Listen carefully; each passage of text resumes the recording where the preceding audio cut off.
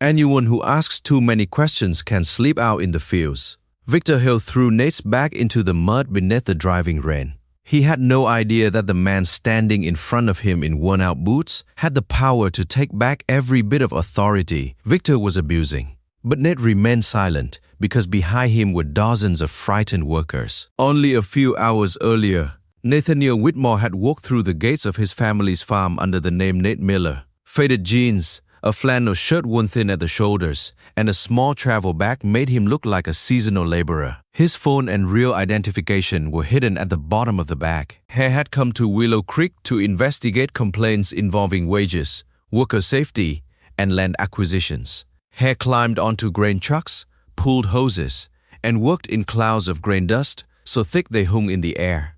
The workers did not have proper protective masks. Drinking water was restricted. And the time records ended at 5 in the afternoon, even though the processing line kept running well into the evening. When Nate asked about overtime pay, the worker beside him glanced toward the glass office and whispered, "If you want to keep your job, do not ask questions." Near the end of the shift, an older worker began coughing violently and collapsed beside the track of a harvesting machine. Nate rushed forward and slammed the emergency stop before the machine could catch the man's clothing. He pulled the worker away and shouted, "Bring water and call an ambulance." Victor came running outside, but the first thing he looked at was the production line that had stopped.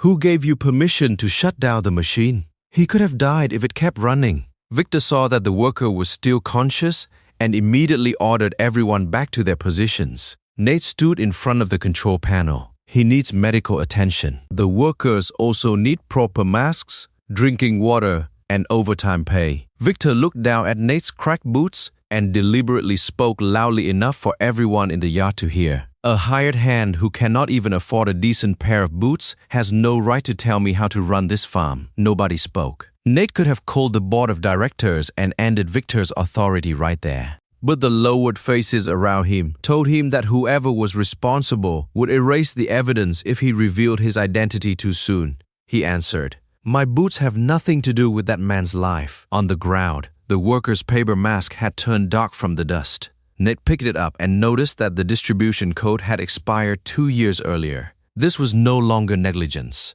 Someone had turned worker safety into personal profit. Victor fired him immediately. He also withheld 3 days of wages and listed the deduction as a housing fee, even though the workers' housing had been advertised as free for seasonal employees. When Nate pointed at the deduction, Victor snatched the pay slip from his hand. "You no longer have the right to see the records." A moment later, his bag was thrown into the mud. Nate picked it up and walked out through the gate as the worker he had saved was loaded into a medical vehicle. The others secretly watched him leave with expressions that mixed gratitude and fear. Victor also called the local boarding houses and described Nate as a troublemaker who might steal from them. 3 places refused him in a row. The last one demanded a deposit and a letter of recommendation. Nate could not use a card bearing the Whitmore name without leaving a trail. By nightfall, he took shelter beneath the awning of Bennett's Hearth, a small bakery with warm yellow light glowing through the windows.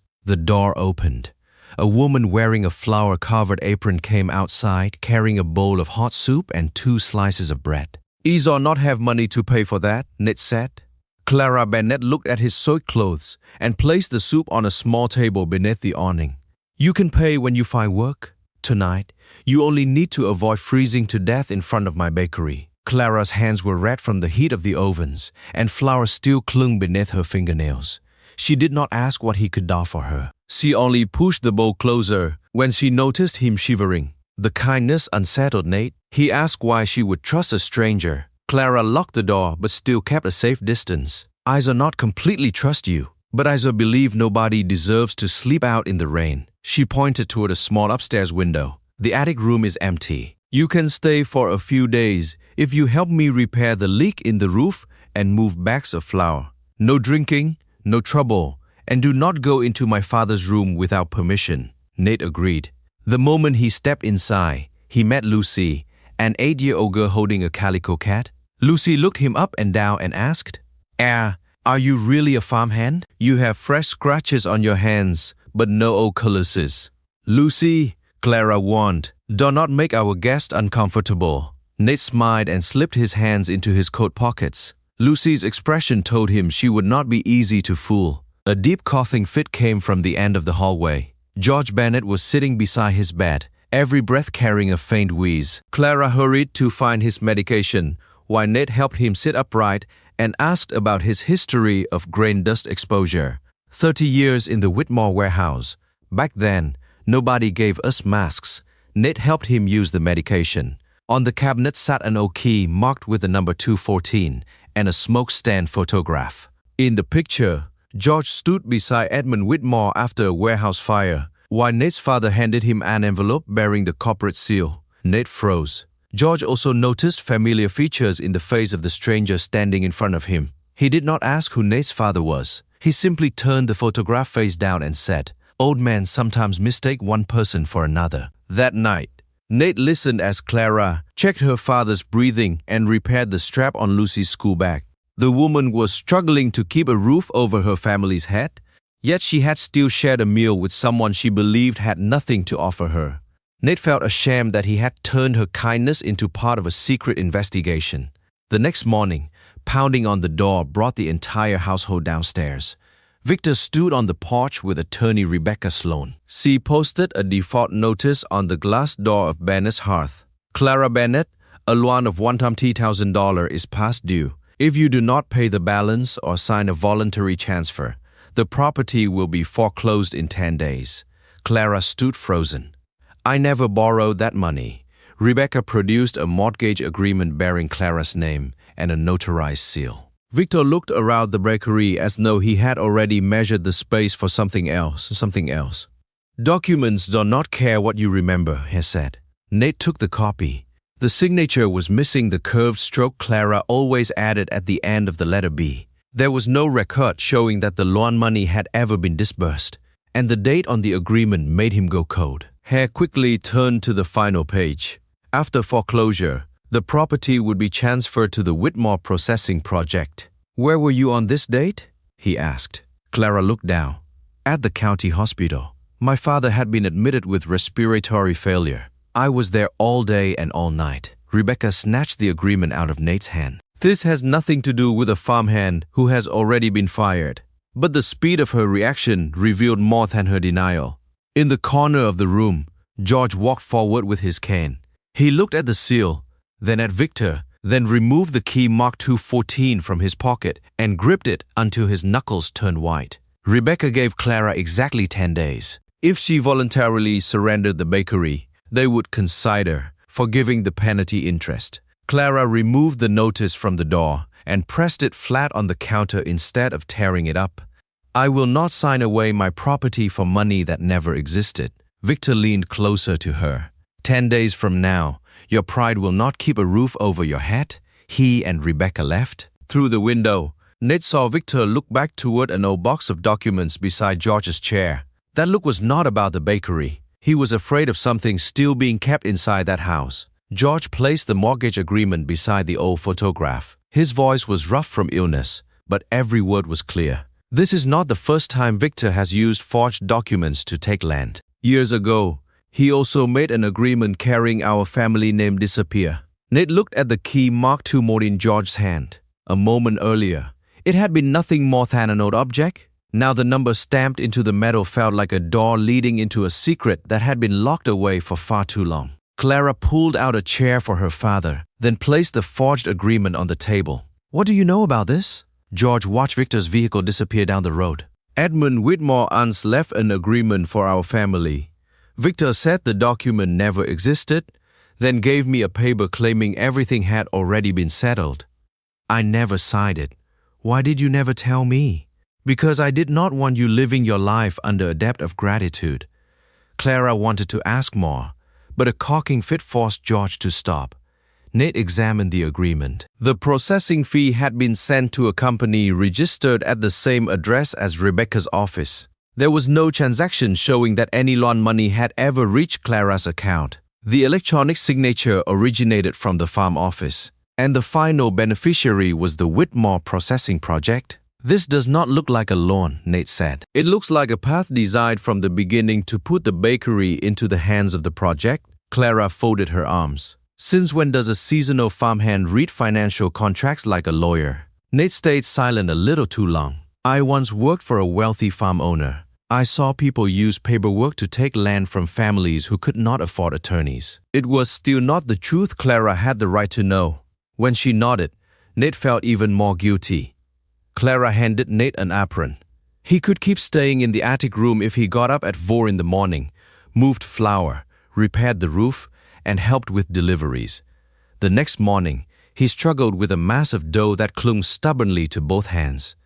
Lucy sat nearby trying not to laugh. "You drove harvesting machines, but you do not know how to knead dough. Harvesters do not stick to your fingers." Clara laughed for the first time since receiving the foreclosure notice. But then Nate watched her place the best bread into a paper bag for the worker who had collapsed. Many farm families owed Clara money. She still gave their children breakfast and wrote the debt in pencil so she could erase it when their parents finally got paid. When flour prices increased, she did not raise the price of bread. She used the last money in her wallet to buy George's medication. "What about the electric bill?" Nate asked. "The electric bill is due later than my father's next dose." That afternoon, Lucy returned to the bakery to get a book and heard Nate speaking quietly on the phone inside the flour storage room. "Freeze every land transaction in Willow Creek until I verify them. Do not send notice through Victor's office." When Nate stepped outside, Lucy was leaning against the door. "A farmhand has friends who can freeze land transactions?" "An old friend is helping me look into something." Lucy narrowed her eyes. "You have a lot of answers that are only half true." That evening, George told them about the warehouse fire. Edmund Whitmore had been trapped behind a warped steel door. George went back into the smoke, pulled him out, and suffered lung damage that left him unable to work full-time. Afterward, Edmund handed him an envelope bearing the corporate seal. "Has said it contained land, shares, and medical rights for me. I never asked for any of it because saving a man is not something you sell." Edmund said the records would be stored somewhere safe, and he gave me this key. George placed the key marked 214 on the table. After he died, Victor said there was no safe and no agreement. Nate stepped onto the porch and called his mother. Margaret Whitmore went silent when she heard George's name. Then she admitted that she had once seen a trust addendum signed by Edmund. The original local copy had disappeared after his death. "What did you do?" Nate asked. "The company was in crisis. I was afraid an ownership dispute would bring everything down. I thought I would find the original and resolve it later. George has spent years sick, and now his family is about to lose their home." Margaret answered, "I have to take responsibility for that." "But you are also hiding who you are from Clara. Do not use my mistake to justify your secret." The call ended, leaving Nate alone beneath the awning. He was about to go inside and tell Clara the truth when a sudden gust of wind tore loose a section of metal roofing. Rainwater began running down the attic wall. Nate and Clara removed dam boards to find the leak. Lucy tapped the wall near the staircase, then stopped.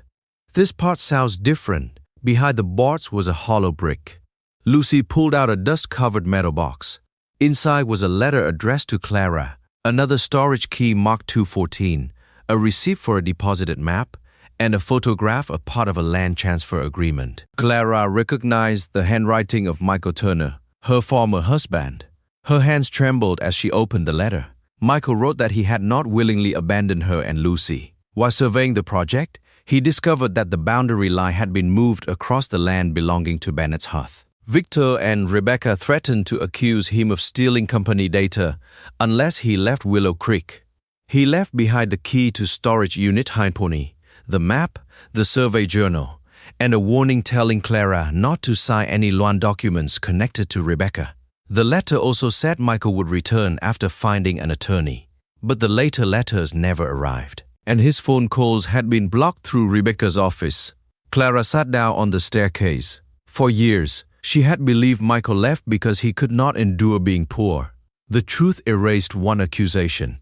But it did not erase the fact that he had chosen to make the decision for her. "He thought leaving was protecting me," she said. "But he never gave me the right to face it with him."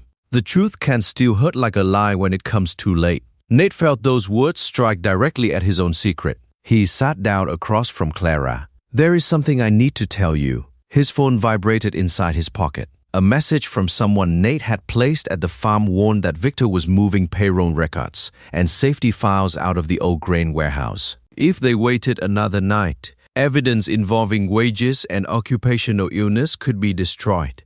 Nate did not break in on his own. He showed the message to George, then contacted Eleanor Rees, a retired judge and independent legal advisor. Eleanor sent a formal evidence preservation request to the county office. From that moment forward, any destruction of those records could be treated as obstruction of an investigation. The next morning, the receipt led them to the county archive facility. Eleanor verified George's identity, documented the opening process, and used the 2 keys marked 214 according to proper procedure. Inside was the map Michael had sealed away along with his survey journal. The original map showed that the project boundary had been shifted toward the bakery. At the bottom of the safe was also a thin file titled, "George Bennett Benefits Addendum." George reached out and touched his own name, but he did not open the file immediately, as though one movement might make the promise disappear again. Just as Eleanor began recording the seal number, the archive door suddenly opened. Victor entered with Rebecca and 2 security employees. He produced an internal seizure order and declared that every document bearing the Whitmore name belonged under corporate control. Eleanor stepped between them and the safe. "The evidence preservation order is already in effect. You are not touching any document until ownership has been verified." Victor did not look at her. He looked directly at Nate and smiled coldly. "I checked employment records, tax records, and residential records. No one named Nate Miller existed before the last 6 months." The room went completely silent. Lucy turned toward the man who had slept in their attic, repaired their roof, and given her far too many answers that were only half true. "If you are not a poor farmhand," she asked, "then who are you really?" Nate had not yet answered Lucy when Victor signaled to the 2 police officers who had just arrived. "This man used an unverified identity to gain access to internal records," he said. "Remove him from the archive." Clara stepped forward, but Eleanor stopped her and handed the officers the evidence preservation request and the official record documenting the opening of the archive. "Mr. Miller. Miller is an information provider. There is no arrest warrant and no evidence that he removed any documents. You may ask him to leave, but you may not turn these records over to Victor." The officers read the documents, then asked Nate to step outside. The file bearing George Bennett's name was sealed on-site by Eleanor. Victor did not get what he had come for. As they passed through the door, Clara asked quietly, "How are you planning to answer Lucy?" "I will tell both of you, but not here." Clara looked at him for a long time. "Every time you say it is not the right time, I feel like I know you less." By noon, Victor had already spread the story that Nate was a fraud living off the generosity of a single mother. Rebecca suggested that Clara had conspired with him to avoid paying her debt. Several regular customers entered the bakery, then quickly left because they were afraid of becoming involved. By the end of the day, Rebecca arrived at Bennett's Hearth and placed a settlement agreement on the counter. "Sign over the bakery and the debt will be erased. You will also receive enough money to start over somewhere else." Clara turned to the final page. "In exchange, I give up my right to sue and agree never to mention Michael's records. You have a young daughter and a sick father. So not turn pride into selfishness." Clara put down the pen. "If I sign this, I confirm that the debt is real. Then you will use the same method against other families." Rebecca lowered her voice. "The 10 days are almost over. When the excavators arrive, your words will not save a single brick. Then you should make sure those documents survive when someone finally examines them." Lucy held the metal box against her chest. Clara placed one hand protectively in front of her daughter and made it clear that their home would not be traded for silence. Outside, Rebecca called Victor and suggested they temporarily suspend the foreclosure because Whitmore headquarters had opened an audit. But Victor needed the land before the project was frozen. He went ahead with the town meeting and ordered the excavator to arrive on schedule. The Willow Creek Community Hall was packed. Victor placed the loan agreement beside the factory plans and described Clara as a debtor refusing responsibility and Nate as a man exploiting other people's sympathy. Rebecca held up the notarized document in front of the crowd. "We have given Miss Bennett many opportunities," Victor said. "But an entire town cannot sacrifice jobs because one business owner refuses to take responsibility." Many people who had once received bread from Clara when they had no money avoided her eyes. They were afraid they would become the next target. A chair scraped sharply across the floor. The worker Nate had saved stood up, still wearing his hospital wristband. "Victor makes us work overtime without recording the hours. Hale withheld Nate's pay and deducted housing fees, even though the workers' housing is supposed to be free." Two more workers stood and held up photographs of expired masks and copies of the actual time records. Victor slammed his hand on the table. "The word of disciplined workers does not replace official records." "But you are moving the official records out of the warehouse," Nate said from the back of the room. Victor saw the old flannel shirt and laughed. "A man without a valid identity wants to teach us about evidence?" Rebecca presented the agreement and insisted that she had personally witnessed Clara sign it. Elena placed a file beside hers. "The notarization date is March 14. Flight records, hotel records, and conference records confirm that Miss Sloan was in Denver that day." Rebecca went pale. "One of my office employees handled it for me." "Then the certification stating that you personally witnessed the signature is false. And if an employee signed in your place, the process is still invalid." Murmurs spread through the room. The document Rebecca had used to threaten Clara had now turned against her. Victor still insisted that the foreclosure authorization remained valid. Elena had already filed for emergency relief, but the judge had not yet signed the temporary order. The meeting had not even ended when the sound of an excavator echoed from outside the square. Victor had sent it before the meeting began. Clara ran into the street with Lucy holding her hand. High workers helped George follow behind them. The excavator bucket rose in front of the Bennett's hearth, sign that Clara's mother had left behind. Elena pulled Clara and Lucy back. "Do not stand in front of the machine. We protect your rights with a legal order, not with your body and the body of a child." Nate took out the phone he had hidden since the first day. His voice no longer sounded like that of a farmhand. "Activate chairman authority. Suspend the entire Whitmore processing project in Willow Creek. Revoke Victor Hale's financial and operating access immediately." The workers looked at one another. Nobody understood why a man in a worn flannel shirt could issue orders to corporate headquarters. Victor laughed in front of the crowd. "You think saying a few words into a phone is going to make you the owner?" The excavator operator looked toward Victor for instructions. Victor raised his hand and signaled him to continue. The steel bucket began lowering toward the Bennett's hearth side. At that exact moment, a convoy of vehicles stopped beside the square. Margaret Whitmore stepped out with attorneys, the audit team, and members of the board. She said, "If that excavator touches the bakery, you will be violating a suspension order issued by the company owner." The operator's phone rang. Hale shut down the machine and lowered the bucket. Victor's access credentials also changed to suspended status. Nate left for a few minutes. When he returned, he was wearing the dark suit Margaret had brought for him. An attorney placed the ownership records for Whitmore Agricultural Holdings and the board resolution on the table. Margaret spoke his full name clearly in front of the entire town.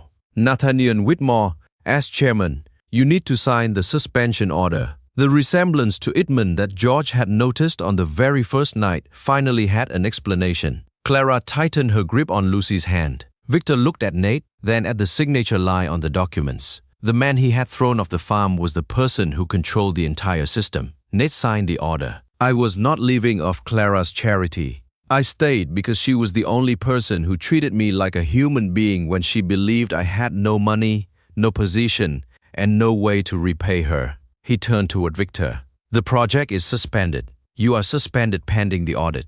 And the land you were trying to take may never have been yours to control in the first place." Clara did not smile. She looked at the suit, the convoy of vehicles, and the people waiting for Nate's instructions. "How long have you known that you had this power?" Nate stepped toward her. "From the beginning. When I fed you, when Lucy trusted you, when I told you about Michael, you still let us believe you had nothing.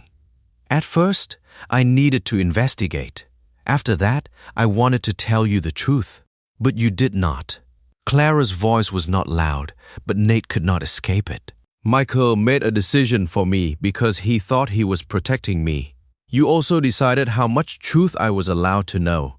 You had different reasons, but both of you took away my right to choose. Nate did not defend himself. Power could stop an excavator. It could not order Clara to trust him again. Nate did not try to stop her from leaving. Saving the roof over her head could not erase the lie that had entered the attic with him. Margaret walked toward the table in the center of the square and opened a leather case. She removed a trust addendum bearing Edmund Whitmore's signature. George Bennett's name appeared on the first page. George looked at the document, his aging shoulders beginning to tremble. Victor stepped backward. Rebecca tightened her grip on her briefcase. Margaret looked at Clara. Nate's father signed an agreement granting your family land and shares. But before you receive any of it, I need to confess why that promise was hidden for so many years. Margaret placed the trust addendum beside the key marked 214. After Edmund died, I found this copy. The local original had disappeared, and the company was already in crisis. I was afraid that transferring the shares would trigger an ownership dispute, so I delayed making it public. Then Victor gave me a document claiming George had declined the benefits. I accepted that convenient report instead of asking him directly. Victor forged the documents, but my silence allowed the lie to survive. I owe the Bennett family an apology. Margaret turned every record over to Eleanor and removed herself from any decision involving the property. She understood that an apology meant nothing without accountability. George looked at the woman who had stood on the other side of the divide between wealth and poverty for so many years. He did not tell her that an apology was enough.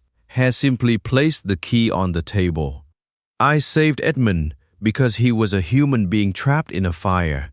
I never wanted Clara and Lucy to bow their heads because someone felt indebted to me. But what he legally gave my family should never have been taken away by someone else. Eleanor asked everyone to return to the community hall so the documents could be presented through the proper process. On the table were the trust addendum, the share certificates, board records, Michael's map, the documents from storage unit top 14, and the forged waiver. Security footage from the grain warehouse show Victor removing records from a safe after working hours. Experts confirmed that the signature on the waiver was not George's and that the signature on the loan agreement was not Clara's. Bank records so that Clara had never received the money. Rebecca immediately turned toward Victor. He gave me the data and told me to process it. I only acted on information provided by my client. Eleanor opened the computer records. The agreement was created from your account. You uploaded the full certification, collected fees from the shell lending company, and owned part of that company yourself. Rebecca's face turned white. Victor still tried to argue that every decision had been made to create jobs. Then the door opened. Michael Turner walked in with an attorney and a weatherproof records box. Lucy recognized her father from the old photograph, but she did not run toward him. Clara remained still, her eyes filled with both anger and pain. Michael placed his survey journal, emails in which Victor ordered him to alter the property boundary, and Rebecca's threats on the table. He admitted that he had left because he was afraid they would frame him for stealing company data. I thought disappearing would keep Clara and Lucy safe, he said. But the truth is that I did not trust Clara enough to let her make that decision with me. I left her alone to carry the consequences. Clara did not forgive him immediately. You can testify, and you can slowly begin fulfilling your responsibilities as Lucy's father. But we are not becoming husband and wife again just because you finally told the truth today. Michael nodded. He did not ask to hug Lucy. He only asked whether he could write to her first. Lucy looked at her mother and waited for permission before giving a small nod. Michael's testimony completed the chain of evidence. Victor had altered property boundaries, threatened the surveyor, hidden the trust addendum, withheld wages, and still ordered the excavator to move forward. Rebecca had created the false loan, falsified the certification, and profited through a shell company. Nate fired Victor and suspended the company's contract with Rebecca. The records were transferred to the appropriate authorities for investigation into fraud, document forgery, attempted property seizure, wage theft, and obstruction. Rebecca's license to practice was suspended. Victor's access was revoked, and he was escorted out. As he passed Nate, Victor spoke quietly. "You are going to destroy your father's empire over a few workers," Nate answered. "A system that survives by taking their land and wages is not a legacy worth preserving." Clara did not accept ownership simply because Nate declared that it belonged to her. At the legal hearing, the court verified the addendum, the chain of custody, and the signatures. The false debt was voided, and the property transfer was completed through the proper legal process. Elena supervised the process so the assets were restored as a legal right. Clara signed only after an independent attorney explained every term to her. The Bennett family received 40 acres of land adjoining the bakery, or about 16 hectares, along with a 4% undiluted ownership interest in the farming cooperative, unpaid distributions, and reimbursement rights for medical expenses related to George's work injury. His actions during the warehouse fire were also formally recognized in the official record. The audit did not stop with the Bennett family. Records involving other farmers were reviewed. Contracts showing signs of fraud were suspended, and land was returned according to individual legal rulings. Workers received all unpaid overtime along with every housing fee that had been deducted unlawfully. George began treatment for his occupational illness through workers' compensation benefits, not through a private gift from Nate. When his health became more stable, he agreed to serve as an honorary safety advisor. His first demand was to replace the dust filtration system and inspect protective masks before every shift. Clara kept Bennett's Hearth. She used part of the land to grow wheat and formed a cooperative with small farmers. The income from her ownership interest funded a breakfast program for workers' children, with the accounts supervised by the community. She did not put her own name on the program. The sign simply read, "Breakfast for the families who make this harvest possible." Nate established a worker representative council, created an independent whistleblower channel, ordered land audits, made overtime and all deductions transparent, and required occupational health screenings. He also accepted oversight from the council. Monthly reports were sent to worker representatives and outside auditors. Local managers no longer had the authority to delete complaints. One evening, Nate returned to the attic to collect his belongings. He placed the clean apron beside the room key and apologized to Clara. "I turned your kindness into a test. I kept hiding who I was even after you began trusting me. There is no reason that makes that right." He did not offer to buy the bakery. He did not offer her a house. He did not try to use money to shorten the distance between them. Clara answered, "I believe your apology, but being wealthy does not make the lie smaller. I need time to see whether these changes are really for everyone, not only because you want me to forgive you." Nate handed back the key. "You do not owe me another chance." He moved out of the attic and did not pressure her emotionally. Over the next 6 months, the reforms continued even though Clara made no promise that she would return to him. Lucy occasionally sent Nate pictures of the cat sleeping inside a flower bin, but only with her mother's permission. The boundaries Clara had set were always respected.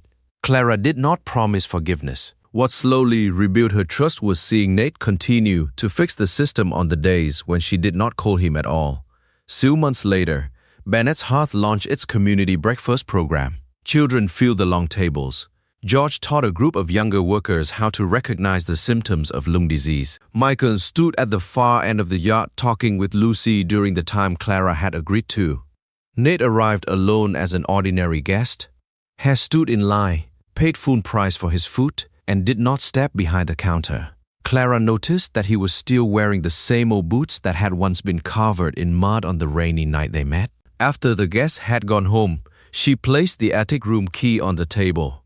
"This is not an invitation for you to move back in for free," Clara said. Nate looked at the key, then at her. "Then what are the rental terms?" Clara smiled. "Pay on time, help move the flour, and no more secrets." "I agree." Nate had first entered Bennett's Hearth as a man with nowhere to sleep. In the end, he understood that a home could not be bought with money or claimed through power. It was a place a person could be welcomed back into only after restoring justice, accepting responsibility, and learning how to live honestly.